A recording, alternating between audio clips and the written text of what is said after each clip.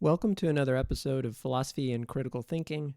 In this episode, we are going to talk about Plato's Allegory of the Cave, which is an imaginary scenario that Plato describes in Book 7 of his work, The Republic. So, first off, who was Plato? Plato was an ancient Greek philosopher who lived from 427 BC to 347 BC in ancient Greece. His mentor was a figure named Socrates. Socrates never wrote anything down, and so everything that we know about Socrates, we know about through the work of philosophers like Plato. A student of Plato named Aristotle is also very famous, ancient Greek philosopher. But Plato opened the first university in Western history called the Academy. He wrote all of his philosophy in dialogue form, where there are characters discussing things with one another. All right, first I'm going to describe what this imaginary scenario is, what's going on in this cave, and then we can think about what the lesson is supposed to be. After all, this is an allegory where Plato is trying to impart a lesson on the reader. So in the cave, Plato asks us to imagine that we have some prisoners chained inside since childhood. They're facing a wall. Behind them is a fire, and between the fire and the prisoners, there's a walkway where people carry various objects. The prisoners see only shadows of these objects projected on the wall. They can only hear echoes, and they mistake these shadows and echoes for reality. One day, there's a prisoner that gets freed, and he's able to go out of the cave. He looks into the light, but he's blinded by the light. He initially resists leaving. Slowly, he comes to see that there is a fire, and then he sees the objects that are being carried behind the prisoners. Outside of the cave, he sees the sun, and he realizes that the things that really exist are things outside of the cave, and everything that he had seen up to that point before he was freed, just a bunch of shadows. They were mere reflections of what really exists. They weren't the real thing. All right, so that's the cave scenario. Now, what is the lesson supposed to be here? Well, there are perhaps a few different lessons. One thing that Plato is trying to illuminate with this allegory is the difference between appearance and reality. On the one hand, the prisoners are only able to see appearances. They're only able to see shadows. They're not able to perceive reality in itself. Plato is suggesting that human beings are also in this kind of cave-like scenario where we look out into the world and we see things, we hear things, we smell things, and we just trust our sensory abilities to detect what reality is like. According to Plato, this is a mistake because what really exists is not what we see with our senses. Plato draws a distinction between what he calls the sensible world, or the world that we encounter with our sensory abilities like sight and hearing and smell and whatnot. And then there's the intellectual world, which is the world of things that really exist. Plato believes that what really exists are things that he calls forms. All right, so what is he talking about? A form is an ideal, unchanging, immutable kind of object. Here's an example. Take a circle. A circle is a kind of perfect, ideal, unchanging object that can be given a mathematical description. But you can't encounter any real circles with your senses. What you're looking at would not be a circle. It would have imperfections. It would not satisfy the complete mathematical description of what a circle is, where a circle is described in terms of things like the circumference is given by 2 pi r, this is a mathematical object, a geometrical object. Right? One that you can't see with your senses, but you can understand or grasp intellectually.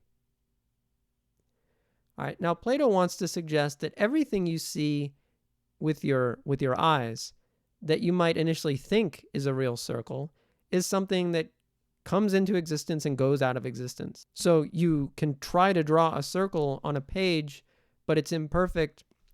It didn't exist 10 seconds ago, and then you throw it in the garbage and it gets destroyed and it no longer exists.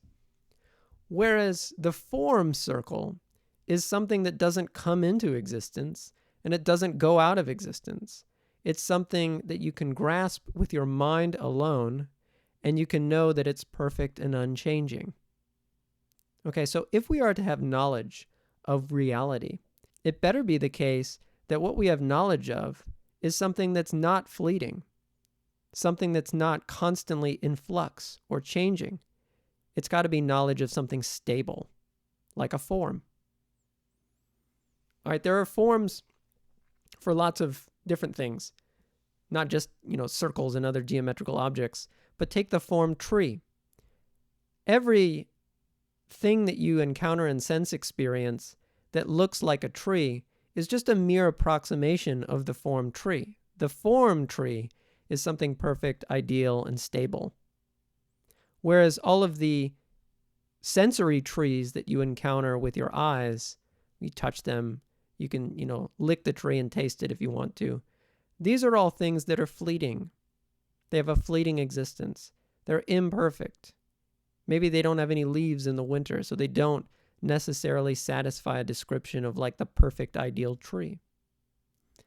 Whereas, you can have an idea of what unites all of these things that look like the form tree, that approximate the form tree in sensory experience. The thing that unites all of them together is this ideal form.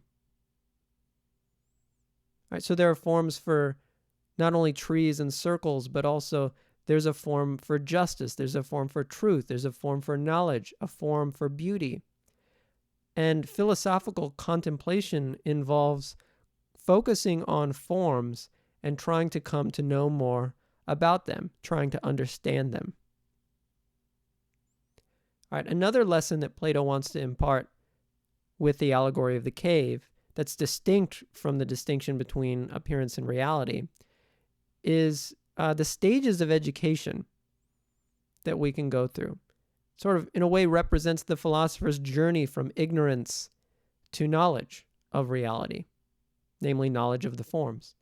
So initially, human beings are in this situation where they just trust what they see with their eyes, they trust what they hear with their ears, and they don't have any deeper knowledge of this deeper reality, the forms. Once the escaped prisoner is able to realize that he has just been looking at shadows and just been hearing echoes his whole life, and he's able to grasp the things that really exist, he's no longer in a state of ignorance. Right? Plato's suggestion is, so too can we come to have knowledge of reality and escape our state of ignorance where we're just trusting our sensory abilities. Plato's view is often labeled as a kind of rationalism. In the history of philosophy, a rationalist is someone who thinks that our knowledge of reality is based in reason, in our capacity for intellectually grasping truth, rather than in sense experience. So rationalism stands in contrast to what's sometimes called empiricism, where empiricism is the view that our knowledge of reality is based in sense experience. This difference between rationalism and empiricism is a source of huge controversy in the entire history of philosophy. Even to this day, there are rationalists and there are empiricists, and they often debate one another in philosophy journals. All right, what about Plato's idea of forms? Is this a crazy idea, or might Plato be onto something? Right? When you try to understand what Plato's talking about, when he starts describing forms, you might feel like confused, like, what are these things? Notice, though, that that's exactly the reaction that the escaped prisoner has when they're able to leave the cave and see reality in itself. Right? They're initially confused. The prisoner is rubbing his eyes because the light blinds him. He's disoriented. So too with us. When we think about Plato's theory of the forms, it can initially be disorienting. But perhaps the more that we consider Plato's view and take it seriously, the less disoriented we'll feel. And perhaps the more we will understand what reality is like. Another common reaction to Plato's allegory of the cave and the theory of forms is that Plato's not really talking about anything in reality when he's talking about forms. Rather, he's talking about something in our minds. He's talking about concepts or ideas.